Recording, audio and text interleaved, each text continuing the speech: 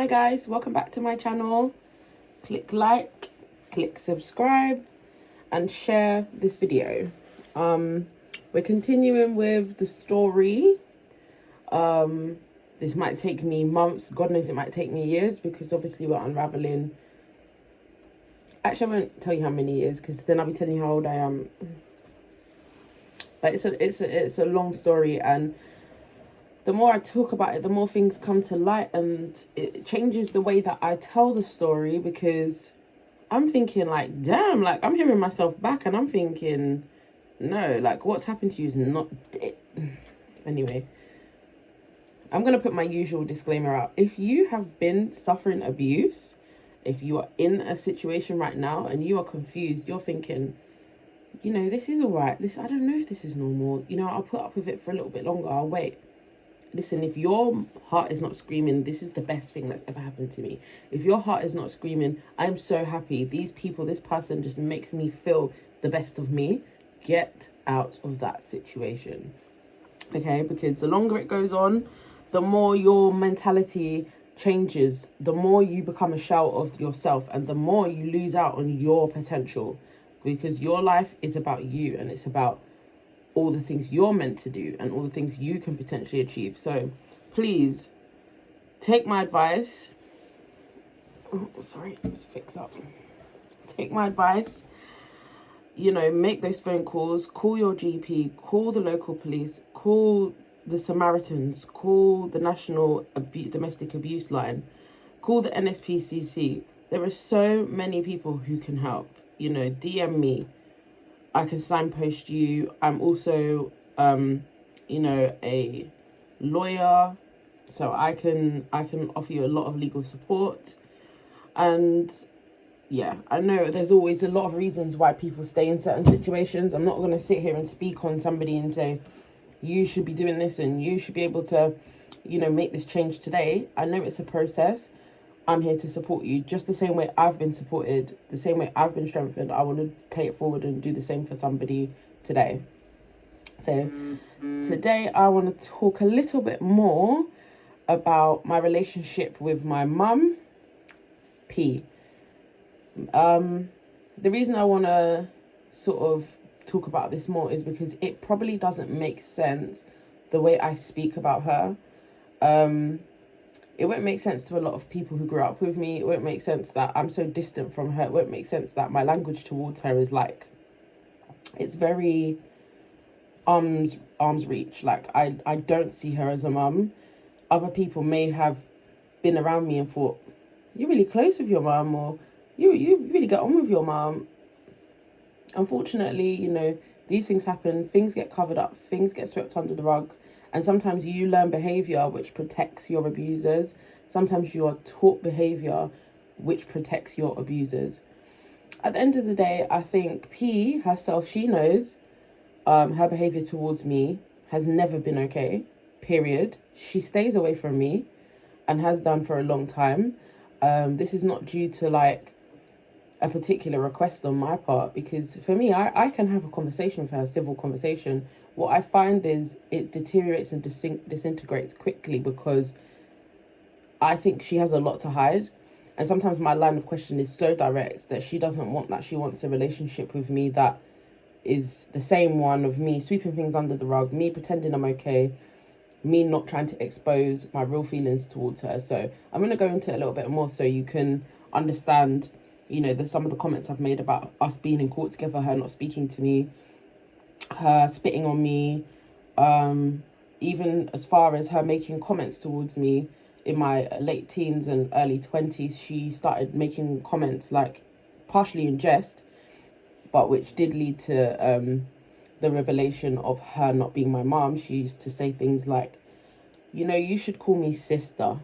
You know, you shouldn't really call me mum. You should call me auntie. And these are also all the things that sort of prompted my confusion and prompted my thought patterns of like, you know, something's not right with this woman, for real.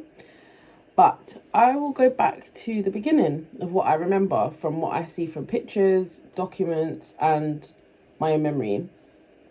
So I did say in my previous video, as a toddler, I do remember sort of being introduced to her, kind of.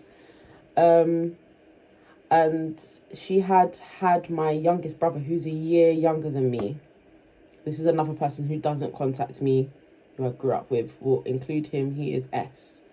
So she's got 2 sons, M and S. M is the eldest, I'm the middle, and she has her youngest child.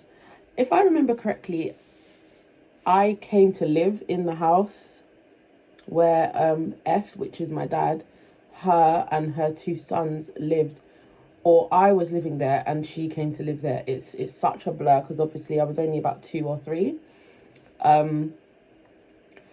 But yeah, I think she was a bit rough with me then, and she was very snide, and I think she made it clear that she didn't like me.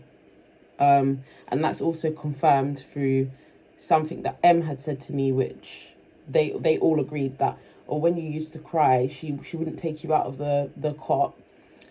She would leave you there, and for some reason she didn't like you. So that was later on when we would all sit and have sort of conversations, and it is suspicious. It's like, at this point I've lost my memory. Like, I'm 12, 13, 14. I've lost my complete memory, but I'm like, okay, let's talk about our upbringing. Let's talk about what it was like when I was born. And they're all like, no, she didn't like you. And she's all like, yeah, no, I didn't really get on with you. And I'm like, okay. I don't even remember being at the age before 4 or 5, really. No, I would say about the age of 6. I have very little memory. So she was living in that place with F, but obviously, well, it's clear that she had probably stayed in other places. Maybe she wasn't a permanent resident there, because we know that her dad lived very close by, and I think there's a chance that she was staying there with him and not having maybe a set place where she lived. At some point, everything got all confused. We as kids started to understand that my dad wasn't very well. He was in and out of hospital, so at some point we all couldn't be there for some reason. I don't know why she couldn't stay there without him in that house. And I think it's because they said part of his illness was he used to be potentially aggressive, or he would even ask people to leave, So there was a lot of the drug misuse in that place. I don't think there was like class A drug misuse. I think it was, but I can't say for sure. I was only a child, but I have come to realize that they were all sort of using heavy drugs and hiding it, masking it, and perhaps, well, I don't know. It is what it is. The culture they were in, I think it didn't really matter what you were doing as long as you could make yourself seem like you were okay. So there's that, and we moved on permanently to her dad's place. Her dad has like 7 kids. So they used to visit from time to time, I think, or we had a bit of a relationship with them where we were all introduced to them as our aunties, but like half aunties. So she's got 2 siblings herself, which are like same dad, same mum, and she's got like 5 or 6 siblings that she doesn't have the same mum as. So we were not close to them. Well, she wasn't really close to any of her siblings apart from one. And this one sibling, we'll introduce her as J. Okay, so she was present throughout the whole of our childhood. She would try to help. She would try to help out. She would lend money. She would, you would always hear P talking to her on the phone. They would cry together, etc., etc. We knew her as aunt, and we seen her as a good person. But she wasn't always around. She was a working person, and she would often be away doing jobs and saying, she's not going to be there every day for us. She didn't live with us, etc. So there was that. That's the basic story. There was obviously, as I said, a household full of people, some relatives, some not. And at some point, Peter Ann, sorry, I keep saying her name, and I'm going to just remember to say P, because she said to me one day, I'm going to keep you off school. This was at about the age of 3.5, 4. So I was at a school in the Brixton area. I'm going to put a map out in one of the videos and show all the different places where I used to go to school, where we used to live. The school was really close by, but for some reason she said to me that day, look, I'm going to keep you off. I want to introduce you to my friend. And I remember this vividly, obviously, because it was such a significant turning point in my life. And we walked down the sort of driveway when we were having this conversation. She was like, do you want to go see my friend? And I was just like, okay, but she didn't explain who it was or what we were going there for, why I was being kept off school. So I remember arriving at an apartment situation, which I'm not going to go too much into detail with this, because again, it's quite deep. It's not a very nice, thing to be recollecting. And I think I'd rather do it, when the support builds a little bit. And yeah, so anyway, that happened. I was taken to a place. She left me in a situation where I was even scared. And she was like, oh, don't worry, I'll be coming back. I'm just going to go and cook some food. You stay there. And that was the last thing I remember. I remember literally falling back and fainting, like as if I had been drugged. Like my mind told me, even at that very small age, like, do not forget this, because this is not right. And this man looks evil and he's looking at me very evil. I've never met him before. So that's why I can recollect that. And, things went on. She wasn't a very interactive person. So she wasn't somebody who would sit and have long conversations with you. She would probably give you an instruction and like sort of say, but again, I don't have very many memories from the age of 4 to around 8, because I've come to know that I probably was being drugged, which is it's not a nice thing to recollect. It's not a nice thing to accept, but it makes all the sense that that was the case. And my memories are very choppy, and I remember a few people. I remember a few things about primary school, and I remember attending primary school, but I don't remember like sort of a long sequence of events. I just remember a few things and a few people. So went on to my teens, where I think the relationship between me and P completely cut off, I would say. That's when I just didn't have very much communication with her in the house. Before that, as I said, I think when the social workers got involved, I do remember a social worker coming to like question us at around 9 or 10, which is the time I think the incident with the pregnancy occurred. And there was a social worker there, and P was so violent to this woman. She screamed, she swore at her, she kicked her car. She told us, the kids, to leave the house, because at that time we were walking up and down the streets, I think a lot of kids used to play out. But she told us to go and take a walk to like a house that we used to know, one of our neighbours, and she was like, I'm going to deal with this woman. And by the time we'd been making our way back, I think the woman was waiting for us outside or on the corner, waiting for us to come back to kind of like, I think she was trying to take us. And P got so angry. She was threatening this woman, and it was quite scary. And the saddest part is, and I hate to say this, but it's true, I wanted to go. Like, when I saw the woman, I was so relieved. Like, I thought, okay, yeah, she's gonna come and take us. And then you just see P sort of running out the house, like, oh, you thought you could trick me? Like, you think you can take my kids? And then the woman got so scared that she ran off. She drove off really fast in her car. We didn't hear from them again. I don't know why. I don't know what went on there. Also, we lost contact with my dad from the ages of 4, which is, as I said, we moved to a bed and breakfast, to the age of about 10 or 11. In between that, I had seen him one time because he somehow found out where we'd moved to, and he came outside the house. And this is a pretty sad story, so I don't really want to go into too much detail right now, but I had a head injury where I was bleeding from my head. I was off school.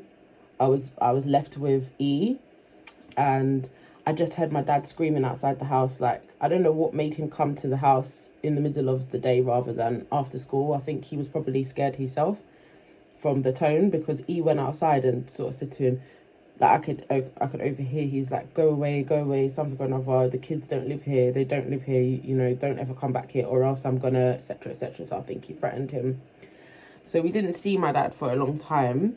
And then after the social worker incident went on, P's sort of like, I'm going to take you to go and see your dad and everything's going to be great. I've got a new car, like I'm driving for the first time.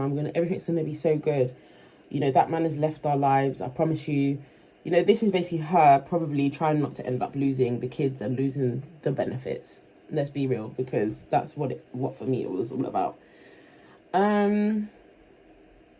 So yeah, she improved her parenting for about a year. So that went on from like 9 to the age of about, and I say from the age of about 10ish to about 12. She was doing okay, like where, you know, she was feeding us, because I mean, like, she never fed us, like, I'm not gonna lie. You know, she started feeding us. She started like being around the house more, not leaving us, and she had a group of friends. So I'll just do a quick little bit here on the people that were present at the time E left. So E used to bring his friends to the house, and 2 of his friends stuck around after he left. So I think she started a relationship with one of his friends, and which she made very obvious. But at that time also her sister came back into her life, which is the one I was saying, it was the helpful sister. I think she lost contact with her, or she found it difficult to, you know, get involved. P's dad got back involved with us and was coming around sort of every so often saying, I'm going to help her because she wants to go to college. So while she's at college, I'm going to babysit once a week.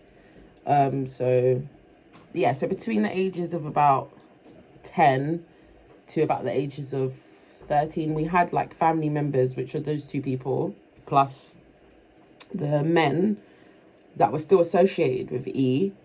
They were also hanging around as well. The 2 men, I will say, also tried to assault me in my early teens, but I managed to find the strength to fight them off. And I was also getting back into contact with my dad at that time. So we were taken to see him a few times, I think when I was about 11. Then by the time I was like going to secondary school and walking around by myself, I would literally take the bus from secondary school and go straight to my dad's house by myself. I think I was trying to move out from from Peter Ann's house, but I think talking to my dad, as I said, was so difficult because he had no idea what happened. He was not well himself, so it was a bit like I was a bit scared to blurt things out to him because I thought I might end up making him unwell. I think that's what used to go around in my head, like, I don't think you should just say, because this could cause a war. He might do something that could land him in jail, or I don't know. So I just started to like try and keep myself to myself. I would go from school, just go into the house, go to my bedroom, or go to a friend's house, or go to my dad's house. And we didn't have mobile phones at that time, so nobody really cared what you were doing as long as you made it back by bedtime, sort of thing.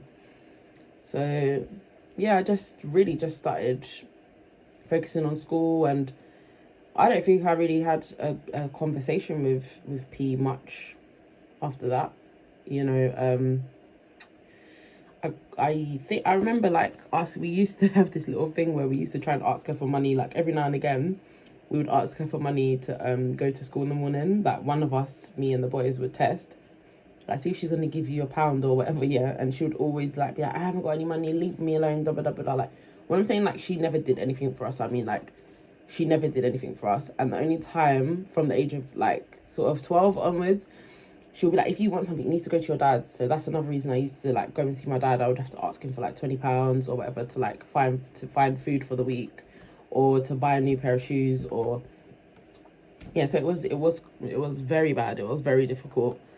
And I think the school, I don't know how my school like picked up on what I was going through, because I think they or the organisation, the shop involved, helped me to obtain a job at the age of 15 where I could be kind of financially independent. So I was going through it a lot. We didn't like get school uniforms and stuff. Like, she would give me like her pants and say, you can use these to go to school.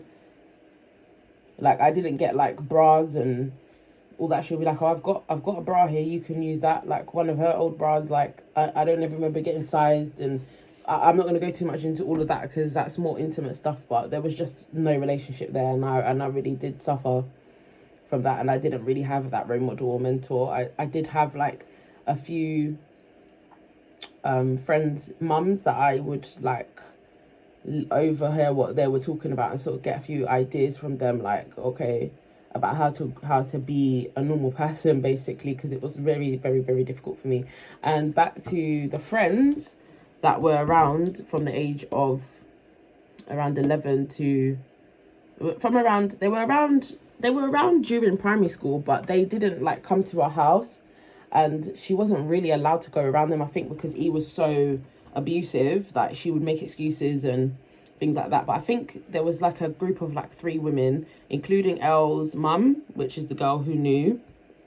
I think they fought to try and get into her life and help her, and I don't want to expose too much about them and what went on with them, because maybe they saved her, maybe they were her heroes, maybe they helped her out of a situation, and I don't really want to speak too much on it. But they tried their best, you know. They all had their own children and their own lives, and I think occasionally they would turn up, and when he eventually did leave, you know, you could see they were trying to cheer us up and they were trying to help us to have a normal life, and I respected it. I thought they were decent people, honestly. And I went on to spend quite a few years at Elle's house, where I would be invited quite a bit to chill out with them. Okay, yeah, no, it wasn't perfect and all of that, but I think they were trying at the time, and they ended up falling out with her when I was about 12 or 13. I think they never did say what it was, but they basically kicked her out of their friendship group, and I think it was all of this stuff. I don't know. I can only assume, because she never explained, but I did go on to still remain friends with them. But they didn't want anything to do with her after a point, and it wasn't surprising to me, because she was awful. And yeah, you know, it was a big sufferation, and occasionally her sister would come around, but her sister used to be, she's like, then things sort of switched from the age of about 14 onwards, because when her sister, I always thought that they were a bit weird towards me, that they were a bit unfair towards the boys and me. But I used to think it was because they favoured boys, because when I grew up, I used to hear that a lot. Like, I used to hear women saying, like, mums favour their sons over their daughters, so I accepted it. But then it used to just be, like, things like, oh, on my birthday, I'd have to, like, get, like, £20, let's say, for my birthday, but then they would, like, the sister would be like, oh, no, give me back that. I changed my mind. I'm going to give half of this to the boys, like 5 and 5 for them and 10 for you. And I just thought that wasn't really right. Like, I there was a lot of things that I just used to think, why would you treat someone like that? Like, you're literally making me want to cry. A lot of different occurrences, which I actually will do separate videos about them. And she had another sister who started to hang around with me around 12, who we will call, there's so many letters of the alphabet, but we'll call her I for now. She was a half sister, and I think we will do a separate video on the half sister, but I think she started to hang around with me because she was trying to protect her family from me, and she went on to say some really nasty things to me, to my face. And when I asked her recently in the last couple of years on Instagram if she knew whether I was related to them or not, she's like, I don't know what you're talking about. I don't even talk to your mum. I don't even talk to P. So at the end of the day, all I know is, like, the reason I started to inquire as well, she said something to me, like, I called her, I think, and I was asking her for help, and she's like, listen, I'm busy helping my niece. And the way she said it, she was talking about another child. She's like, I'm helping my niece, I don't have time for you. And I'm like, I thought I was your niece as well. Like, And then she sort of, there's more to the story. And yeah, she was very cruel. And I think her siblings were a bit cruel. P and her, yeah. But I don't speak to any of them now, as I said. None of them, I think, would dare to call me, contact me.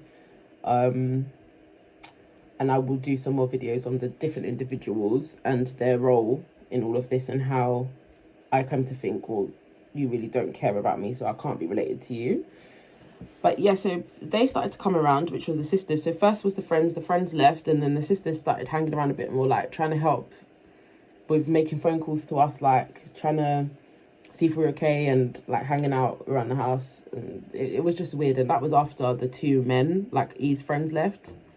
Because E's friends, I'll talk about them in a separate video. But yeah, the E's friends, the little PDF files, they eventually left. And yeah, I think she came out of that lifestyle, and became her real self. And her real self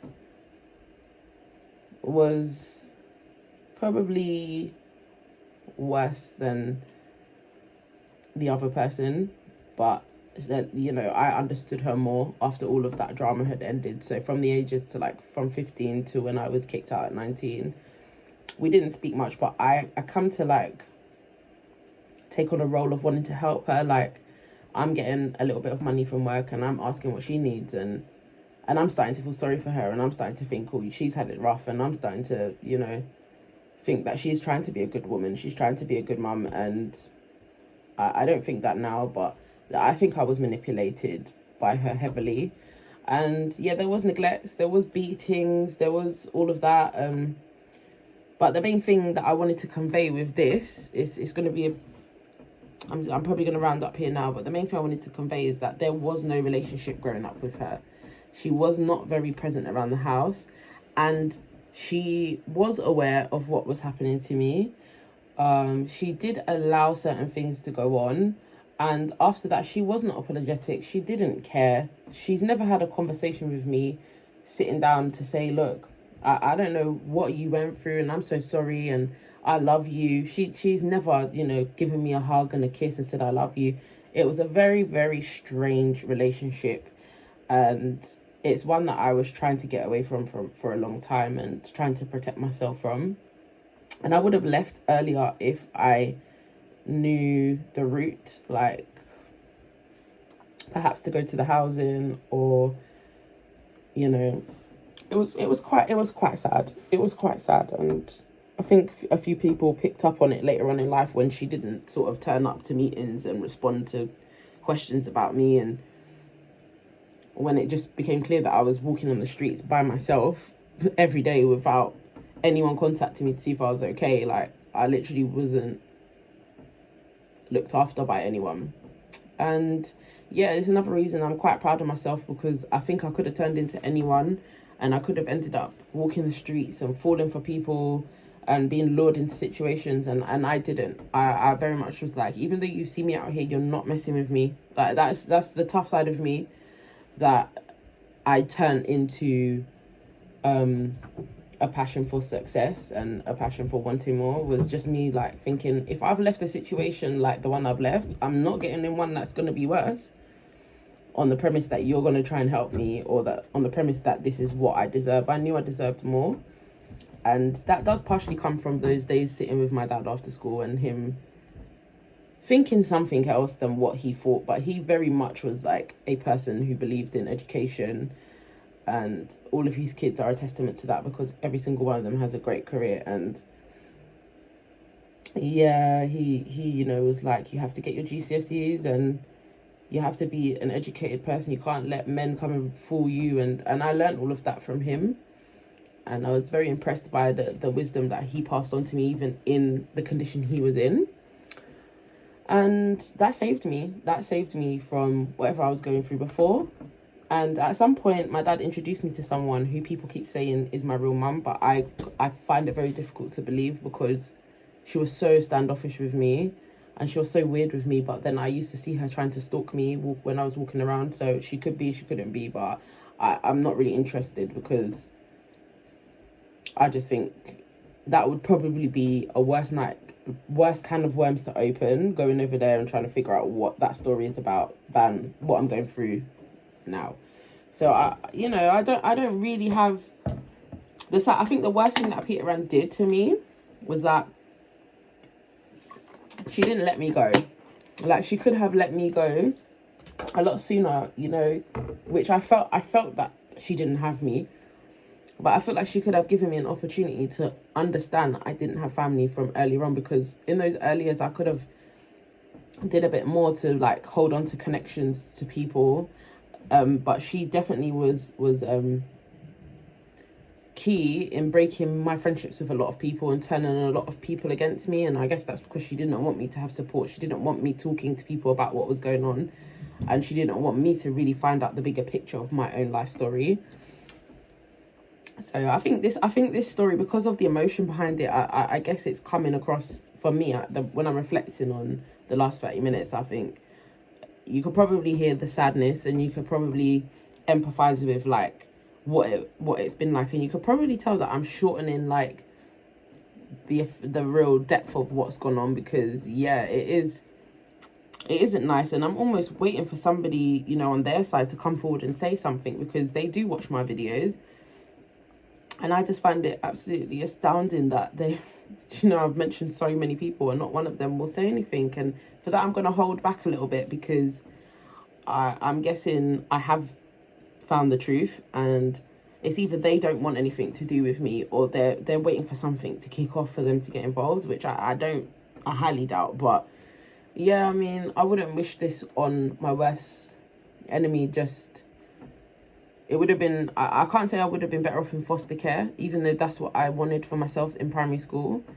And I did call the NSPCC at one point. But I don't know what a life in foster care would have been like. I don't know what my outcomes would have been. So I'll just say I'm grateful. I thank God for what I have and where I'm at. Yeah, it's a bit unfortunate, and I'm trying to think if I've covered everything that I wanted to talk about.